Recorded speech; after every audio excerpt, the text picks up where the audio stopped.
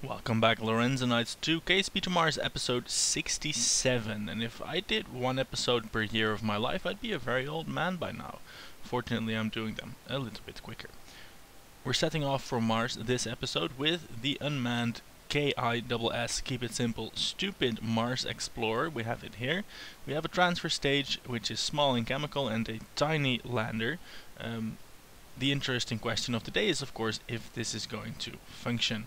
First thing that we need to do is to time warp until the launch window, which is 336 days in the future. And if you're epileptic, please close your eyes, because that planet is going places. Oh wow, that's real quick. It will be about...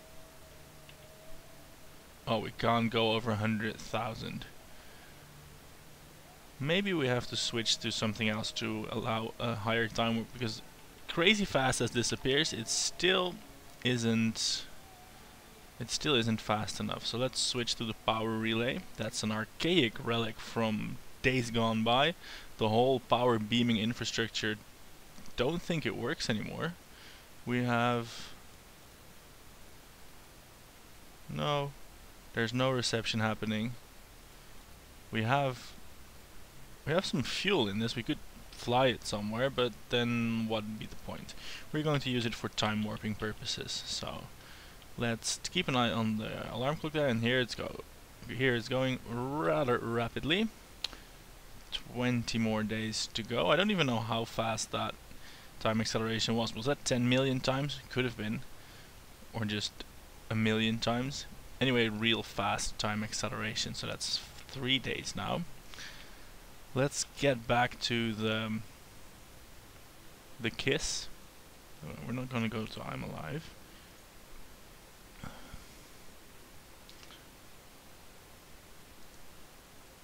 Let's get back here and see if we can set up a Mars encounter, because that would be nice.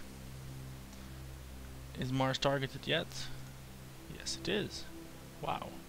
Wonderful. And if we put the burn here,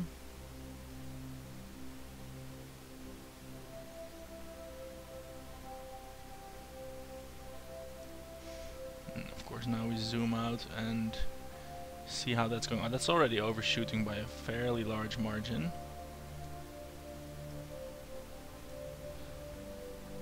Right, we have to aim this slightly better, like so.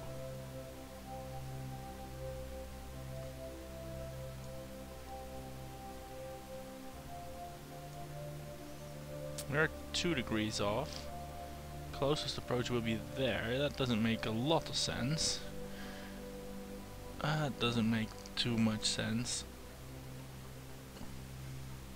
We want it to be like somewhere here, like a proper home-end trajectory.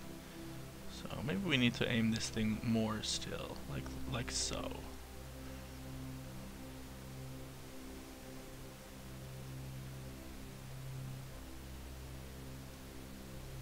We get there ever so slightly faster, but not necessarily better, because see, we're not even getting a close encounter marker.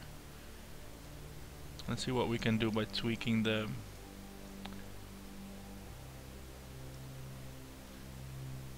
inclination from this point.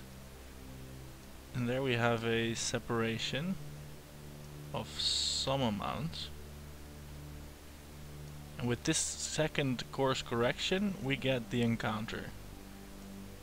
Okay, we can work with that. Now I need the maneuver node to tell me this is 1.2 kilometers per second, and this first node is 3.4. I don't think we have that. Yes, we do have that, but it's mostly in this lander, so that's going to be an interesting couple of burns. We will just set off and hope for the best, which is the most any one of us can do in any circumstance. I hope the system can tell me how long the burn will take. I had forgotten how large these real solar system burns actually are. we have about an hour until we do it. This is a chemical engine, so it should go relatively quickly. About half the efficiency of a stock nuclear engine, so I'm gonna guesstimate the burn duration at about 5 minutes. So we give this all the time it needs. And who knows, maybe we will end up with a purely propulsive, or with a purely aerodynamic landing if we do end up depleting the fuel in the lander as well. But for now, let's attempt the burn. Firing the engine. We're burning 5 minutes before the node, and the burn takes 7 minutes, so we can wait a little bit longer, and then we can attempt to perfectly straddle the node, like so. This is the advantage of doing the transfer with a chemical stage, even though it's less efficient, and well, we would have had lots more delta V with a either a nuclear thermal solution or even well, that's the next step up. Yeah, with a nuclear thermal solution or more advanced stuff like antimatter pulse jets or cool stuff. The thrust you get from those things tends to be so low that you really need to do your burn over several orbits. And this only takes 7 minutes, 6 minutes, so that makes things a hell of a lot easier. Problem is that this stage doesn't have enough punch, so we're going to tap the fuel reserves in the stage. I remember from the Kerbal Engineer that just the lander has 3.4 kilometers per second of delta V, so we should have enough, but it will be close, and we won't be able to propulsively slow down into Mars's sphere of influence. We will have to make that a atmospheric insertion from interplanetary space, which is tricky. So that will be the challenge of today's mission. For now, I'll cut the video and rejoin and reconvene, restart, cut back in when this burn is complete. So see you then. And here we're back on the night side of the planet, not quite through the whole of the burn, but almost through the fuel tank. So I thought I would share it. I don't think I put any lights on this, no, that would have been far too sensible. But the booster stage, a little bit undersized as it turns out, does run out 600 meters per second short of target, so we're going to separate that. And now we have to find a way to, well, pilot this lander thingy. So let's turn that around, and I hope I can control it from somewhere here, otherwise this will be a little bit difficult because it will always be exactly inverted. But let's see about lighting those 4 engines. That seems to work just fine, and they can also thrust right past that heat shield cap. Wonderful, so far so good. Let's fire it up a little bit more. And the 3.4 kilometers per second I quoted as the delta V of this thing was including the central tank with its engine here. Now of course I can pump the fuel to the outer tanks, but that will be a balancing act. So I'm hoping that won't in fact be necessary. And we can, well, make it happen without it.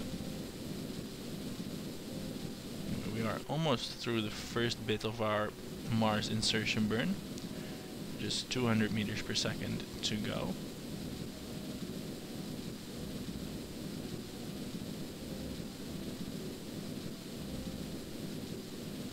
And what I did on the live stream a few days ago was design a manned vessel. Let's leave that here. Yeah, let's leave that here.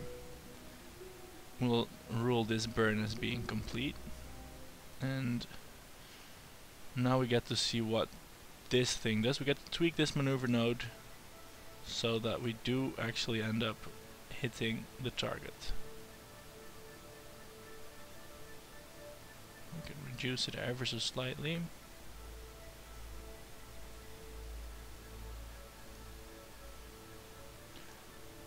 Yeah, great.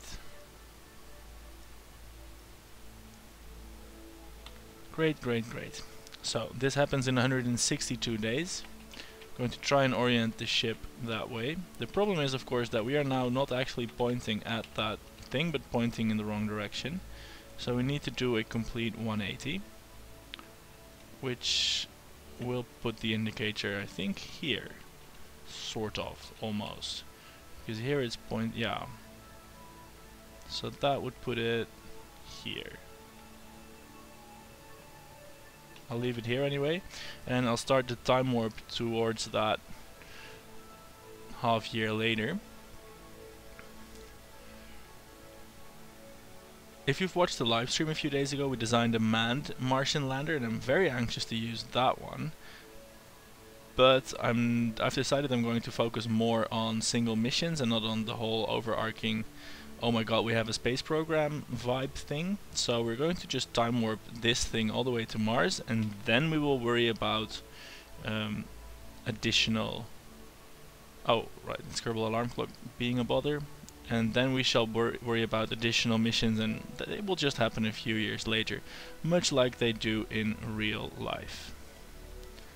So, here we are, scrolling forward towards that maneuver node. 70 more days to go. 60, 50, 40, 30, 20, 10, 5.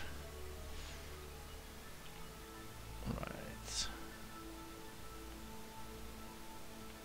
23 more hours. 2 more hours.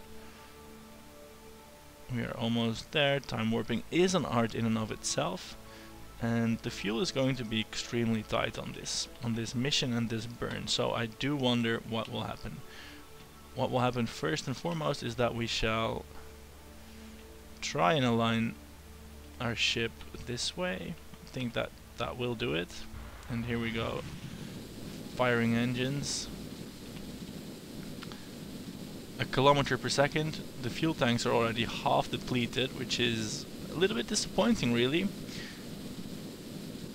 This fuel was to be used to cushion the landing at Mars. Alas, it cannot be so. We might have to do some fuel redistributing after we are set on a ballistic course to intercept the planet. Otherwise, well, we might be in trouble. Well, if this ends up having to be redistributed, I'm going to use 2 thrusters, not 4, because a 4-way fuel split, doing it manually, that will be rather difficult.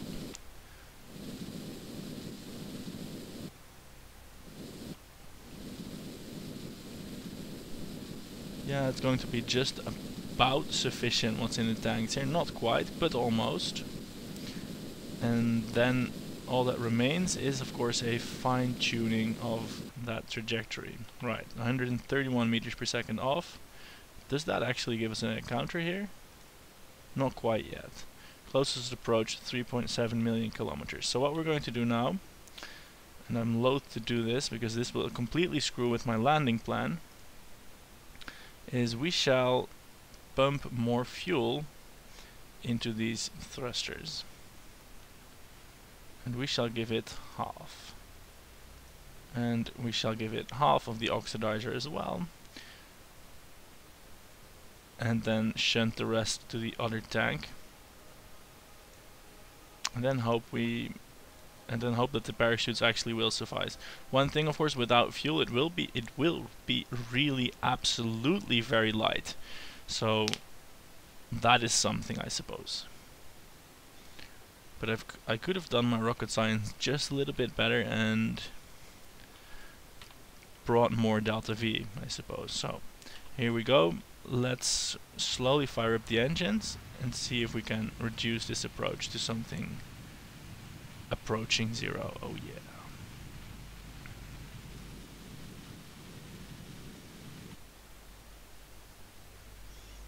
Well, at least the ascending node is now really very, very low.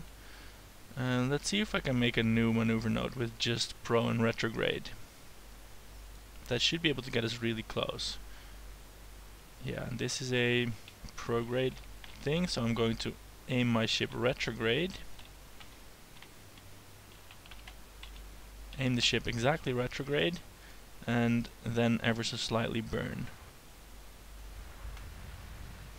Because we are now at the exact right plane. That means with just this burn we should be able to basically completely get the periapsis down very, very low.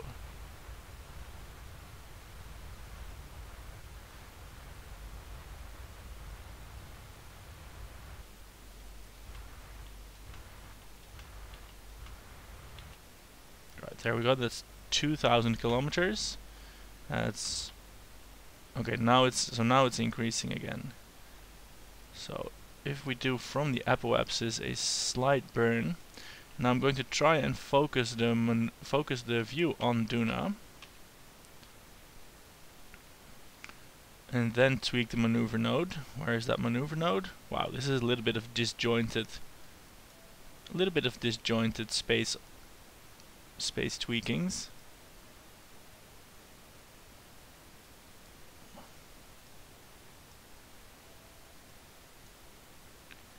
See if we can make that actually intersect the atmosphere. No.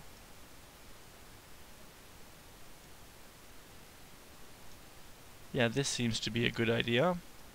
600 kilometers. 135 kilometers. I forgot that. There's a good chance that the atmosphere on Duna has been changed in one of the updates, so we have to figure it out again. We only get one shot though, and our heat shield is pretty thick and strong. So let's, well, we have the direction at any rate.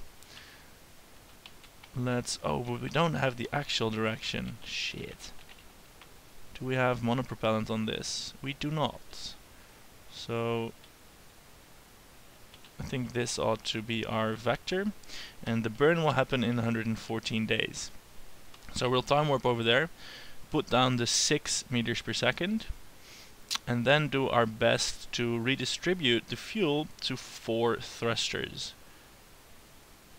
Oh, and that is begging for trouble, because if we do that and we run out of fuel on the landing, and one of the engines runs out before the other, we'll end up in a spin or something. Ah shit, that is a challenge in and of itself. Oh well. Right, let's see about this burn. Right, let's get rid of this maneuver node. Slow burning.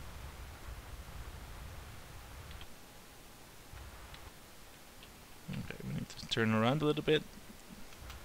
Ooh. I think this is a little bit too aggressive. But this should be fine, and then we can fine-tune that from 40 kilometers. Seems ambitious enough. Over the poles. Fuck it, let's do it. It's... how far is that encounter away? Let's focus on our own ship. The encounter is 100 more days away. Right, so if we put half of this fuel in here and do the same with the other one, that should sort of work. So this needs to retain 19.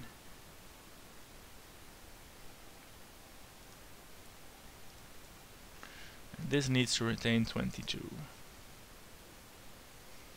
This is quite possibly the most boring episode ever, but we are preparing for a Martian landing with a very lightweight craft, so hopefully everything works out for the best and we get to write history. Because if you have not watched the series before, there has never been a successful Mars landing yet. Never once. So I'm very much hoping that today will be the one. So excuse me about that awful coughing. And now we shall time warp forwards to the red planet, where we will hopefully, in some probability, maybe even land successfully. And I hope the 45 kilometer mark will be sufficient. I think it will. Because we have a big fat heat shield, and that will serve as a nice brake, and our craft is very light indeed, so that should be fine.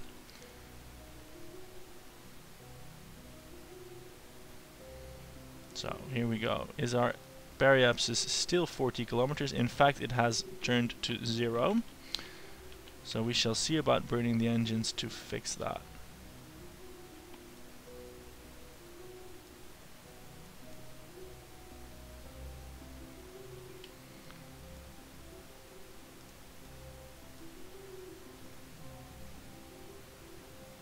Come on, give me a periapsis, please.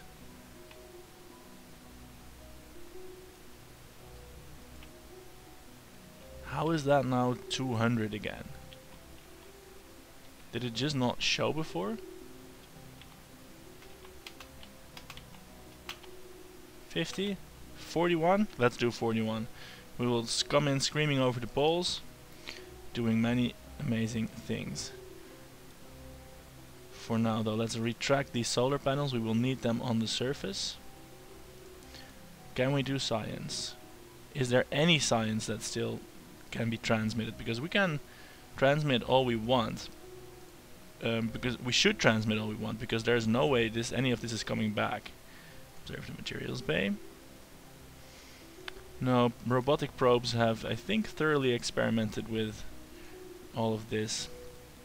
This is very much up to the guys that will be getting back. It's the most up to the guys that will be getting back. Yeah, that's the next mission. It's very much the atmosphere of Mars that we're sampling, and of course doing the experiments from the ground. So here oh, that was a scary time warp. Hopefully that's still alright. Well, it's still sort of alright. Right, let's inflate the heat shield and prepare for that most dreadful of entries, atmospheric entry.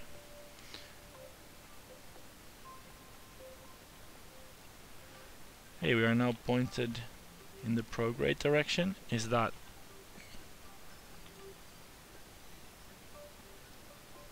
I thought this ship was... Oh, it is. Never mind. Got confused by the attitudes of the ship. Anyway, here we go. Entering Mars, and I have no idea what the actual atmospheric height is. I forgot about that. Also, I think the map is still Duna, not so much Mars. But let's see if we can do anything useful on the expendable, on the repeatable experiments. Log the gravity data there. We have no fuel in the center tank, do we? No. Okay. Let's log the gravity data. No. We really do have to get into the atmosphere before we start doing data. I could have put all the sensors on an action group, but I didn't. Right, here we go. We're landing on the day side, sort of. Where's the sun? Okay, so here we're going in. And we didn't bring any RCS systems to control. Hey, we are in the atmosphere. According to the game at any rate. No more quick time warping allowed. So, logging the gravity data in space near Duna. This doesn't register as atmosphere yet.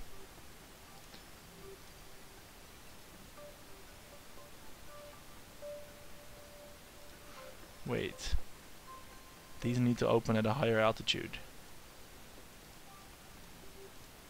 So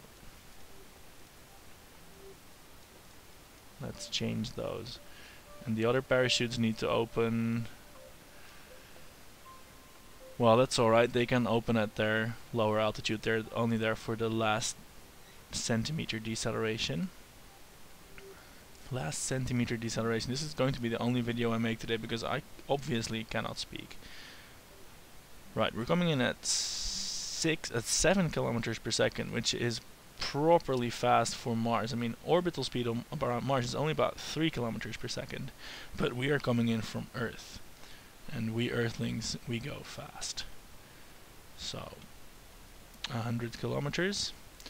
I sincerely hope that we can slow down enough so that we don't just careen out into space again. I think it should be fine, because this is a big umbrella, and it's already scooping lots and lots of air.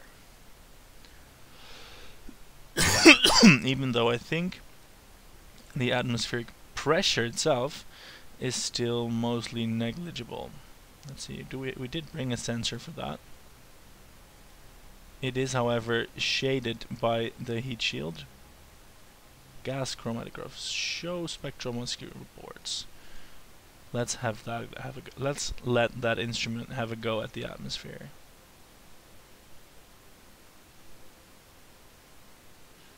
This is reading atmosphere, but we can't log the data just yet. We're at only 59 kilometers now, being slowed at a a respectable 90 kilonewtons. I think that's more than our thrusters can provide.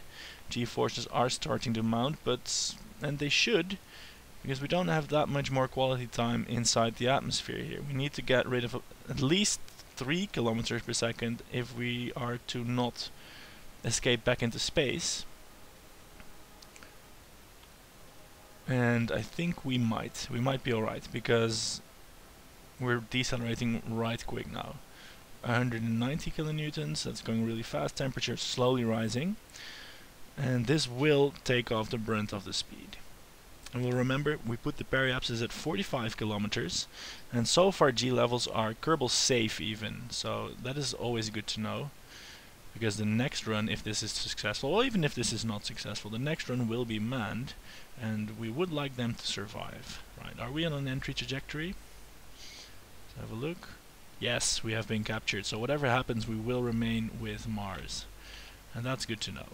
Because even if we do skip out of the atmosphere now, that won't matter so much, because then we just wait for the next pass and enter then.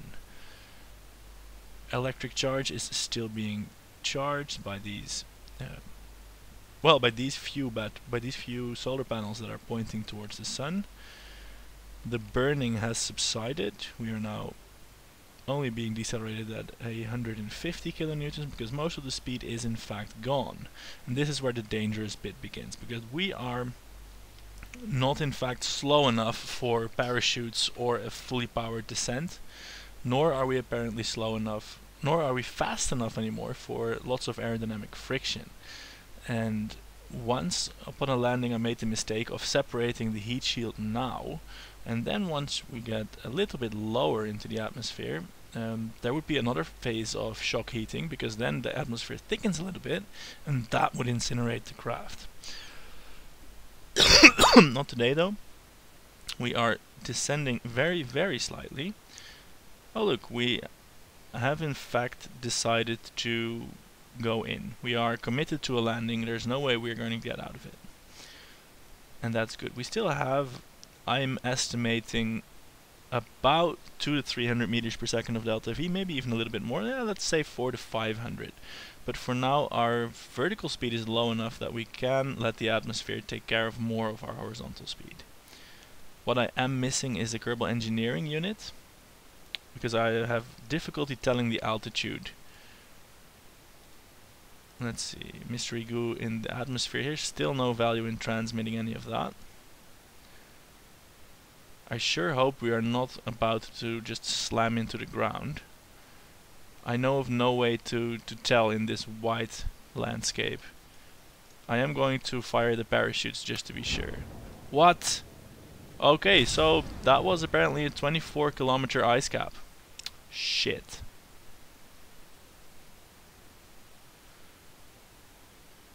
And that's a big problem, because I could load a quick save, cheaty as that would be, but I know of absolutely no way of slowing down at 24 kilometers, slowing down enough to even have the parachutes deploy. So there's that. Another, well, we can try it. This won't count, but we can try it. It's another Mars failure. That's, oh, we're all the way out here. So, well, we could change it, but no, that'd be cheating, and we don't cheat in this game.